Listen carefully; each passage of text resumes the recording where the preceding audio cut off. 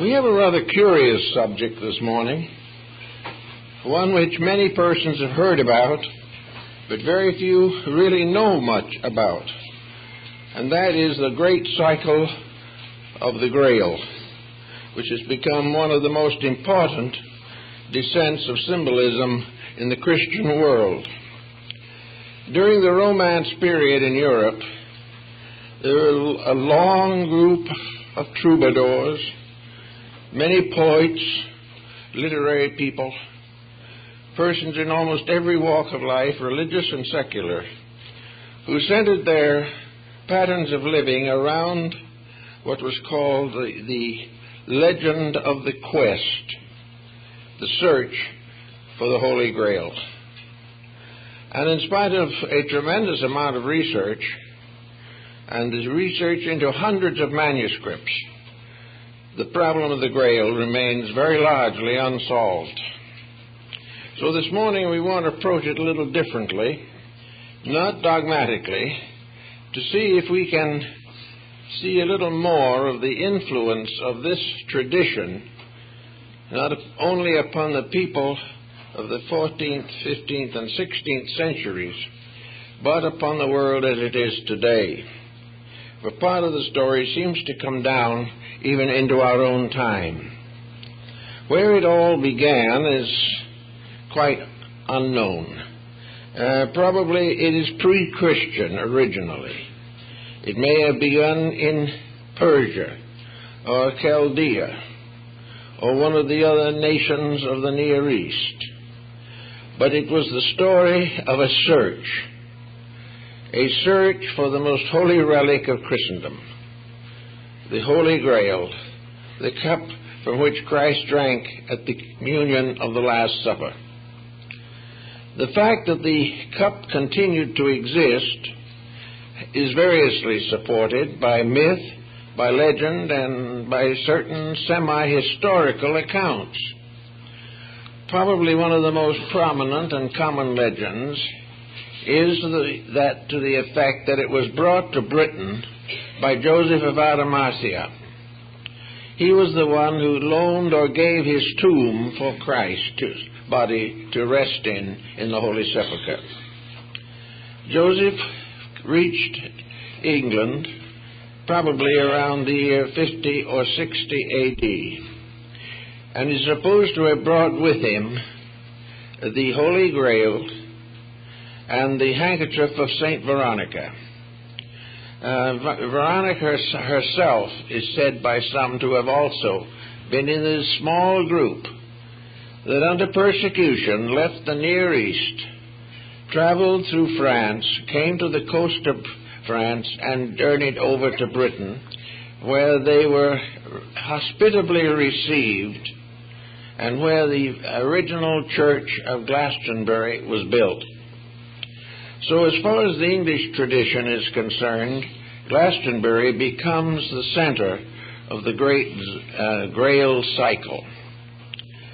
Glastonbury is an area in rather swampy land surrounded by marshes that were known in ancient times as Avalon. And it was to Avalon at the time of his death that Arthur was carried by the mysterious women in the great black barge that took his soul to the afterlife. All of these stories seem to have some kind of a special meaning. The bards sang them, and they were carried through many different cycles of poetry and prose. They appear in the Near East. We find references to them in Islam, but we do not seem to be able to make a solid statement of what is fact and what is fable, what is fanciful and what is symbolical. Perhaps the symbolical development of the story began in Alexandria, which was a mingling ground for practically all of the religions of the world in the period from the 2nd century B.C. to the 3rd century A.D. Here a great many sacred writings were preserved. Here the Gnostics and the Essenes created their schools of thought. the Neoplatonists and the Neopythagoreans. And also here, according to the ancient tradition, the first college of Christianity was established by the Apostle Mark. So there are many stories of this particular series of events or cycles, and perhaps it is useful at this time to consider what the meaning might be. The order of the quest was always more or less the same in the story. It was added to a little and subtracted from a little by different writers, but it centered around three distinct objects. One was the Holy Grail, which was the most important of the Hallows, as they were called. The second was the spear of the centurion Longinus, which is supposed to have pierced the side of Christ. And the third is the wreath of thorns. These have been variously sanctified in different parts of the world. Great cathedrals of Europe have declared that they possess these objects. The problem of trying to verify the story is about as difficult as verifying the mystery of the Shroud of Turin. But in the whole picture of it, one point stands out. It is always a search. Every part of the Grail legend, dealing with Galahad, the guileless knight, Parzival, Lohengrin, and many others, these were all seeking for something. They were searching for a vision. And it is said that Parzival and Galahad attained the vision of the Grail. And that after the death of Parzival, the Grail was taken to India, where it was enshrined in the kingdom of Prester John, the Christian emperor of Asia. All legend, all myth. But where in all of these stories is there something very important? A number of scholars trying to find what was called the hidden church of the Grail finally came to the conclusion that the search was fruitless, that they would never be able to find a church in this world that fulfilled the requirements of this mystery. They finally decided, therefore, that the church of the Holy Grail was not in the material world, and yet it existed, and that it became part of a great descent of man's aspiration after enlightenment. The search was always the same. The search was for light.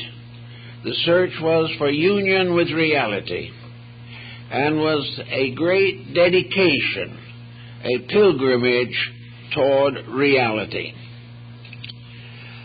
As we go into this, we find an interesting factor presenting itself.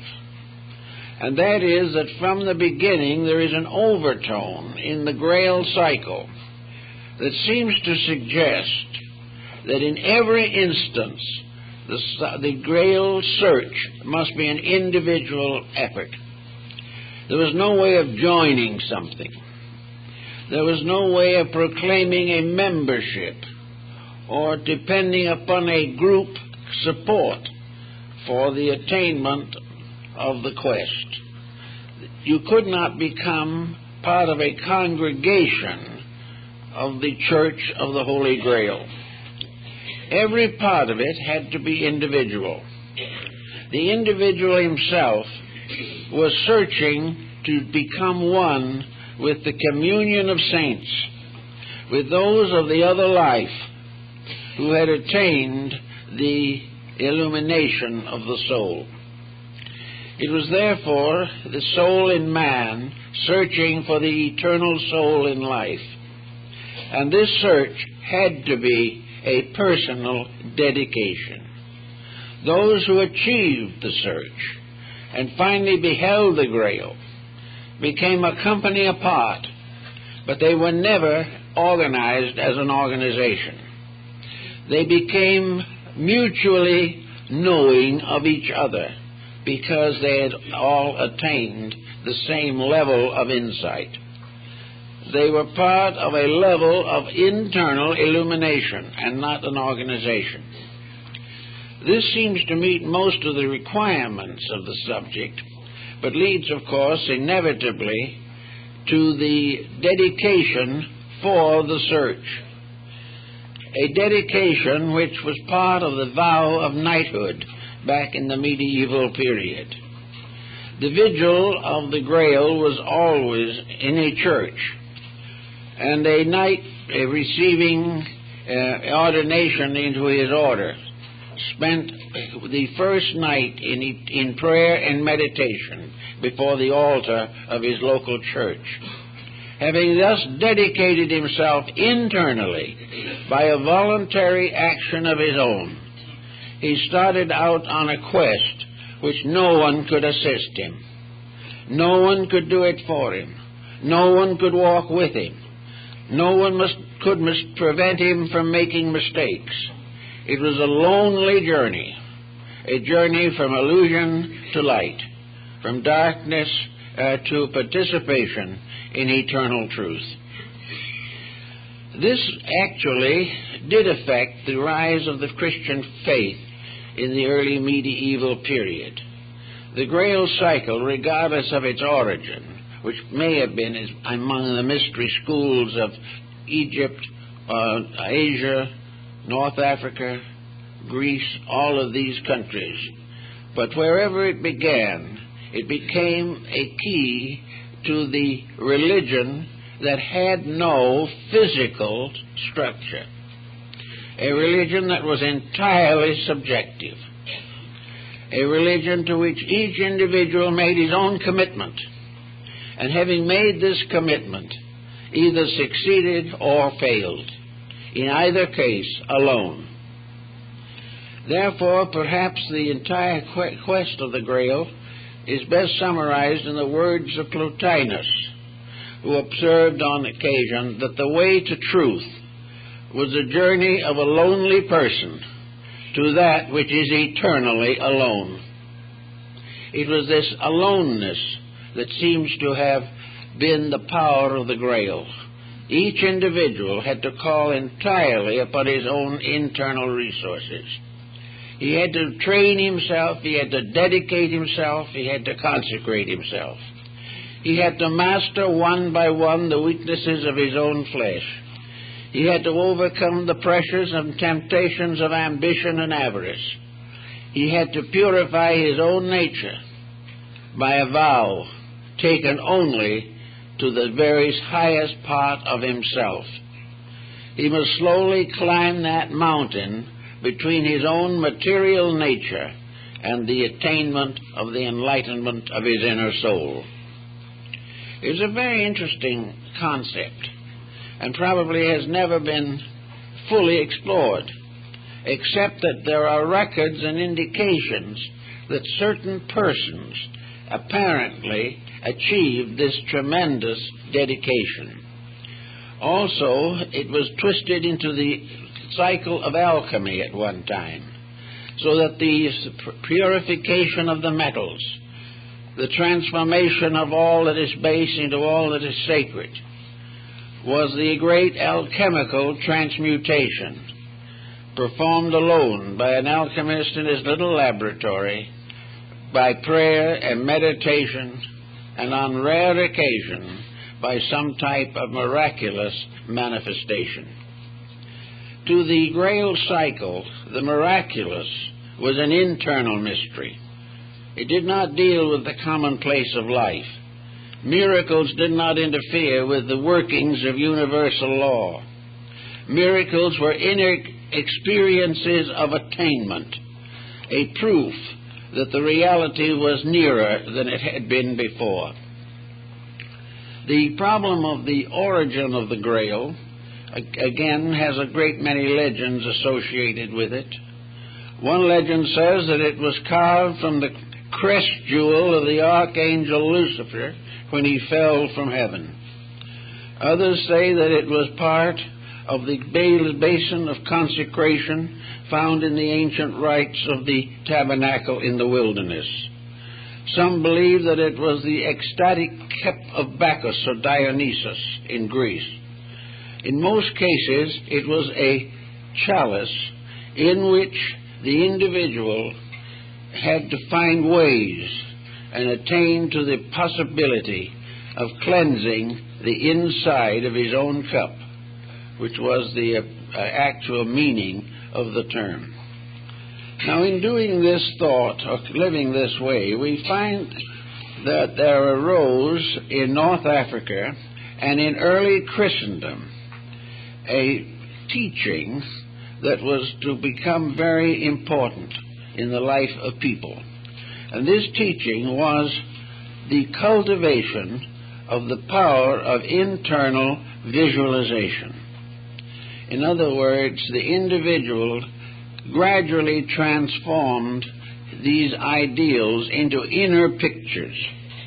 These pictures, like the Oriental mandalas, were visualizations of a superior state of being, visualizations which impel the individual to fulfill them or to achieve the mysteries which they represented. And in some of the old English block books, and on the continent also, the city of the Grail, or the Church of the Grail, is placed at the top part of the great Ptolemaic system of the solar system. You climb the ladder of the 7 planets to reach the entrance of the secret house. This house was above the firmament, and there dwelt together the deity, the triangular Trinity, and the abode of the blessed. So the whole concept gradually became a series of self-disciplines by means of which the individual sought to remove from his nature all forms of defilement. Now, the beginning of the Grail journey was always the same. It was, first of all, the realization of a great need. And I think maybe that is where we have to begin our thinking. No matter who we are or how well equipped we are for life, there are always areas in which desperate need arises. No individual is completely sufficient to his own necessity. Those who think they are simply egotists, because there is no one who can be so protected, either by his own mind or environment or by his worldly goods, that he is free of crisis, free of danger, free of disappointment, free of disillusionment and despair. Therefore, the beginning of it all is the concept or realization that we are all imperfect, and also that by the kind of world we live in, the grace of a divine power has made it possible for us to overcome these imperfections in ourselves. The individual can live a good life, a life that is not temporalized by advantages or corruptions. The individual can be a true Christian. But to do this, he must make decisions, and very often he must turn his back on the very church he claims to belong to, because it is not possible for the individual who is dedicated to the search to accept a theology as the basis of his own enlightenment. He must realize that his journey to the Grail is one of dedication and personal victory over the weaknesses of nature, the possibility of living nearer and nearer to the love of God by direct personal unfoldment. Therefore, in the search for the Grail, there must first be rites of purification. The individual must gradually, to the best of his ability, put his life in order. He will not be able to do so perfectly, that is understood, but he must make a gradual effort to get over the problems by which he is bound to an inferior state by his own center of consciousness. He must get over all grievances. He must fulfill the commandments of Jesus. He must dedicate his goods to the need of those who are impoverished. He must give graciously of himself at all times. He must hold nothing and demand nothing. He must never conspire to gain anything for himself, including a conspiracy after truth. He must not have any of these motivations behind his action. There must be only true and simple acceptance and practice of the noblest form of life which he can experience. Now, if by this type of problem or this type of living, he gradually overcomes the major weaknesses of his own nature, he gradually comes into a state of internal tranquility. And tranquility is the open door to the sanctuary of the Grail. Tranquility means peace with reality. It means that the individual accepts without question the true teachings of his religion, whatever it may be, and lives it without restriction or compromise. He must have, therefore, the ability to quiet all of the confusions which beset the average person. Now, confusions are very often things that cannot be overcome easily. Sometimes a life is harassed to the degree that it would not appear that the individual could make a new start in his own inner life. But he can if he will. There is never a time in the life of any living thing that has a consciousness in which that consciousness cannot be released constructively. It is a matter of willingness to be dedicated. Assuming that the person achieves this type of dedication, it might be regarded as an order of knighthood. He becomes the first grade of the search for the Grail. And all the knights dedicated their sword handles, which were the form of the cross, to the good fight, the battle to overcome the darkness in self, and to protect the light in others. The knights of the Garter and so forth were always out protecting people in distress and saving the maiden who was in the hands of the villain. The maiden was the soul, which is always in the hands of the villain until the individual redeems himself. So the knighthood of the Grail began by this proof of courage, proof of integrity. The young knight did not know what he was going to find. He had no promise that he would find it. He was simply told that his hope was only through the conquest of himself, that no one else could help him, and all the prayers in the world could not bring him the peace that he had to earn by the development of his own character. And he might pray for character, but if he did not have the courage to live it, it would not come to him. So having gone through all these problems, and coming finally to the Gnostic quietude, the individual lacks none of the needs of life, but has an inner tranquility in which he lives in this world but not of it. He performs all the duties that are his proper responsibilities in life. All effort to escape responsibility is treason as far as the way of the Grail is concerned. The individual must never try to grow by neglecting something else. He must fulfill, according to the best conscience that he possesses, every daily responsibility. He must bear all burdens without complaint. He must recognize that all occurrences are lessons, and that each lesson that comes, the more difficult the lesson, the greater the attainment. And it is upon this climbing this ladder of circumstances, this mysterious stairway of incidents, and conquering them one by one, that he attains to the gate of the Grail Temple. Having come to this point, then, he settles down to the next step of his growth, namely, what the Oriental has always known, the meditative arts. The quietude and contemplation enables the individual to relax and allow the best of his own inner life to come through. When we relax, one of two things happens. If we are not too well oriented and pretty much bound to our mistakes, when we relax, we're miserable.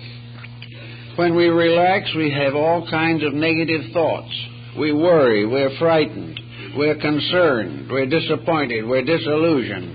We think of the people who have mistreated us and how the world is failing us in our needs. So to the person who is not self-disciplined, relaxation and quietude just end in misery, which is what is intended. Because there is no way in which we can accomplish the purpose until we are able to see within ourselves that we have conquered these mistaken points of view. So by degrees, the individual gains the ability to relax and be quiet. Now this has a sort of an initiation with it, because when you get to this point, you've got to relax and be quiet. You've got to be able to sit down quietly and in peace with life and in peace with yourself. Contemplate the common problem things that we all have to do. The individual must learn the importance of being able to get along with himself, and that his great enemy has always been himself. And until he conquers that, he can go no further. He is a victim of his own mistakes. He is a victim of his own wrong attitudes, wrong objectives, wrong ambitions, wrong decisions. He is a victim of every lesson he sought to avoid or evade. Every time he fails to do that which is next, he penalizes himself and adds to the burden of his own subconscious mind. So the harrowing of Hades, in the old classical terminology, the descent into limbo, represents the individual cleaning out his own subconscious with which he has to live. It is either a paradiso or a purgatorio according to how he has trained it. If he is selfish, his internal subconscious isn't worth living with. In fact, it will be very hard to live with it.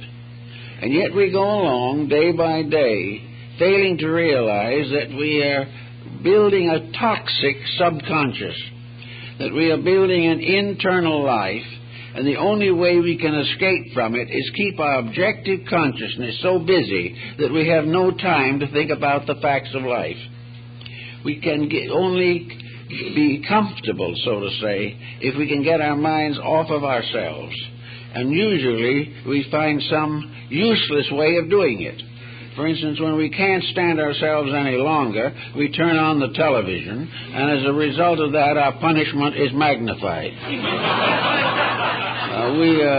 That is the purgatory which we get into as a result of not being able to be quiet and read a good book. Also, the book sometimes can be a problem.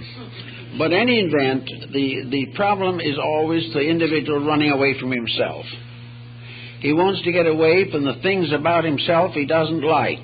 And if he sits down quietly, there are numerous things he doesn't like. But if anyone else points them out to him, they no longer are his friend. They are his enemy if they tell him the truth.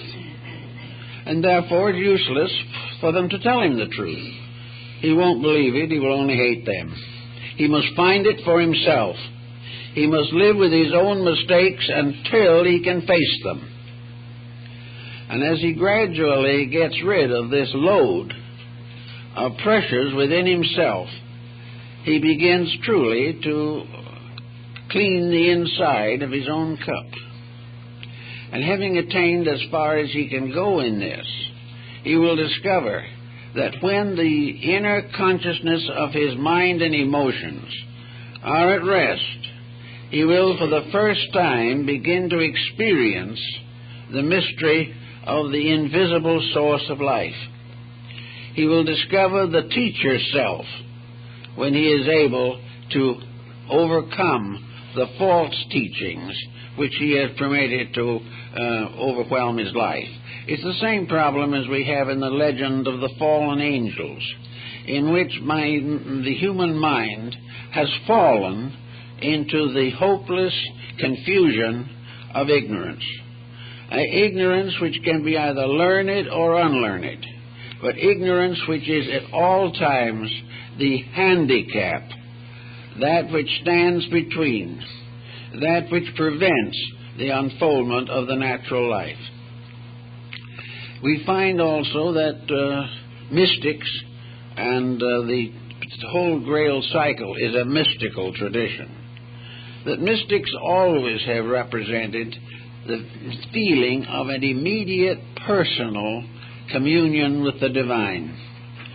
The mystic always has believed that the final way to know the truth is not to gain it from others, but to search it in the self, to gradually find ways to attain a mystical transcendency over the obligations of existence.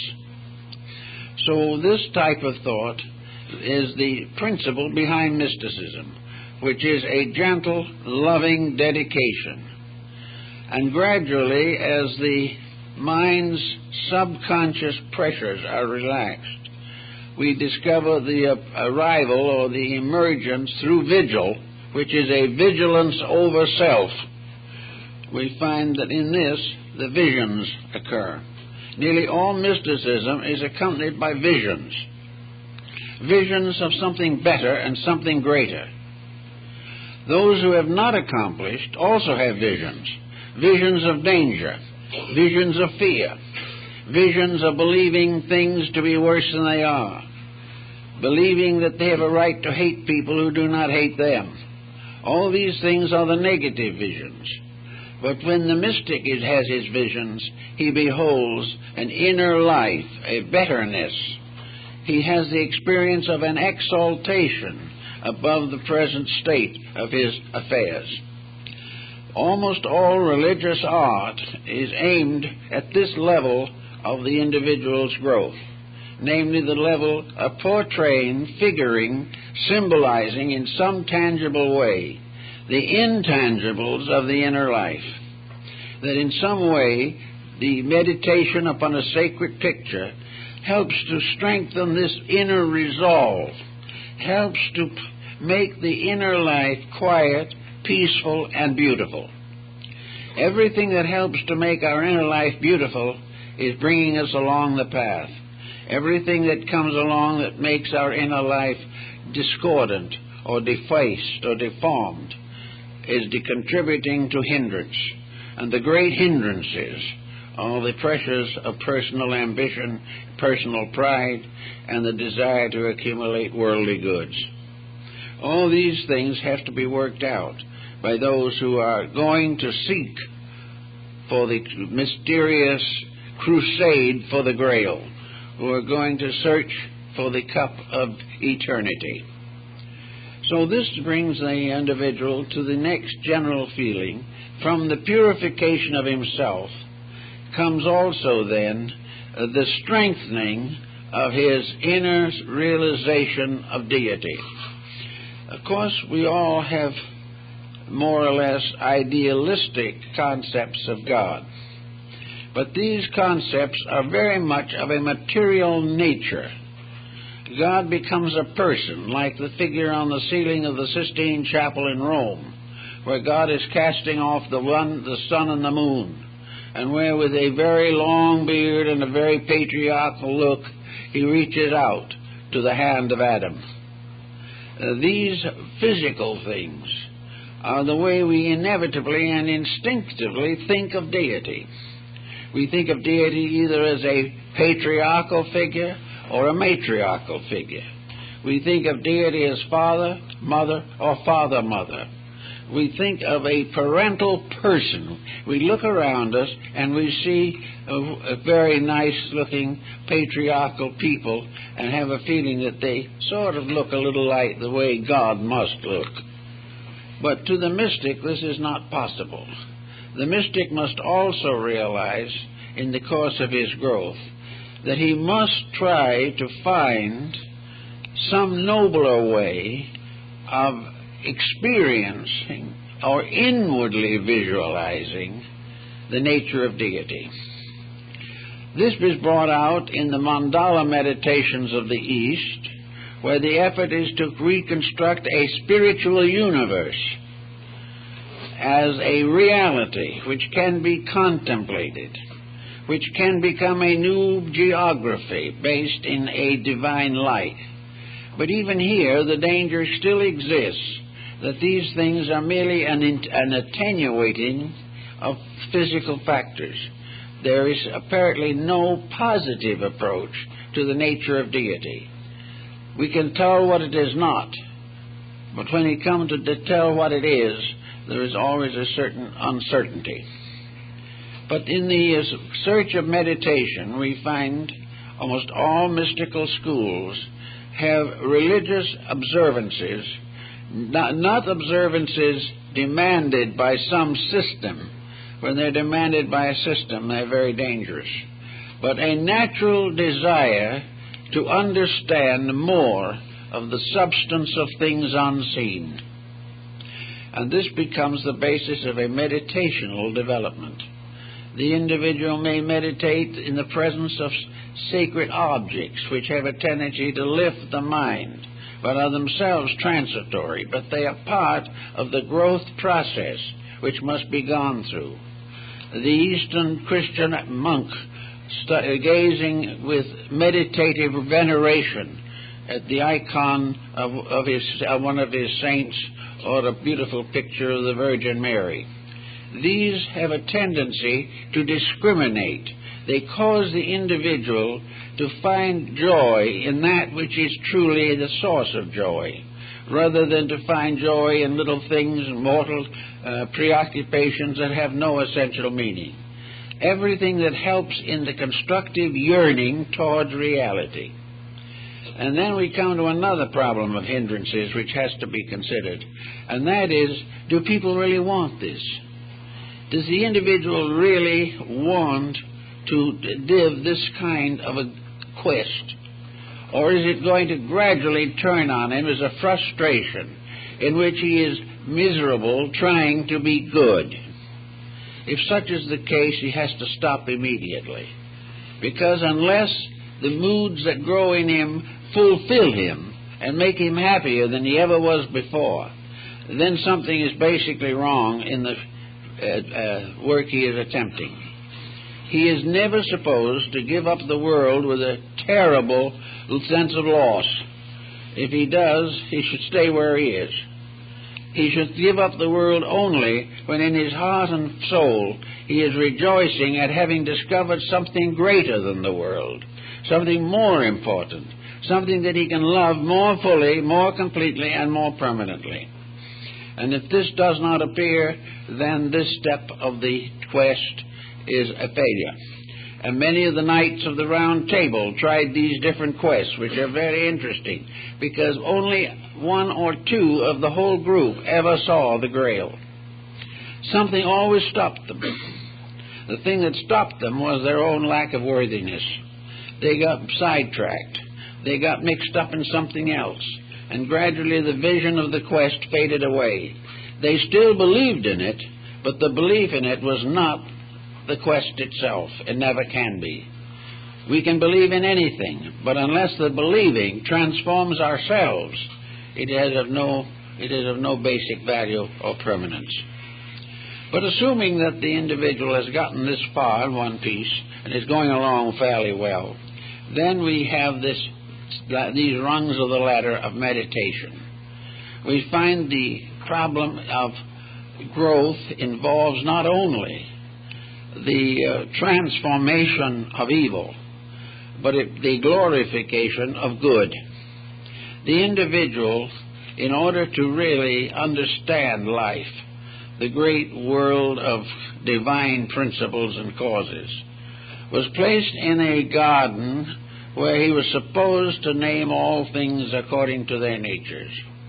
He has rather named all things according to his own likes and dislikes, which is not the same thing.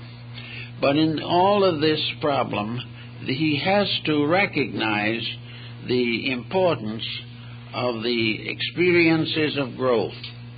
For instance, the mind must be developed. The various arts and sciences are rungs of a ladder. The individual is not wrong because he's a biologist. He's not wrong because he happens to be a grammarian. It is all a problem of what he is inwardly motivated by.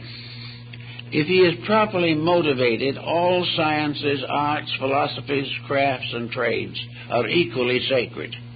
If he is not so motivated, they are all equally profane. Therefore, it is not that the individual should walk away from experience or try to go off somewhere and live in a hermit cell for the rest of his life, or renounce humanity. A great many people just renounce humanity, and they try to get along without it.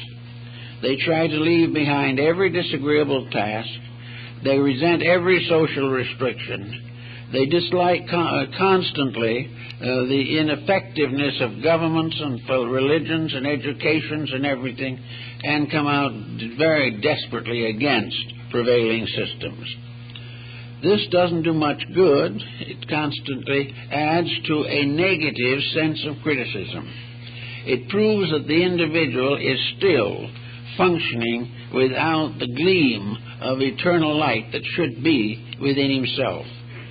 So he has to start in and look over everything he doesn't like and find out why it is important, why he needs it, why he must understand it, and very often why he must transcend it by a full action of consciousness.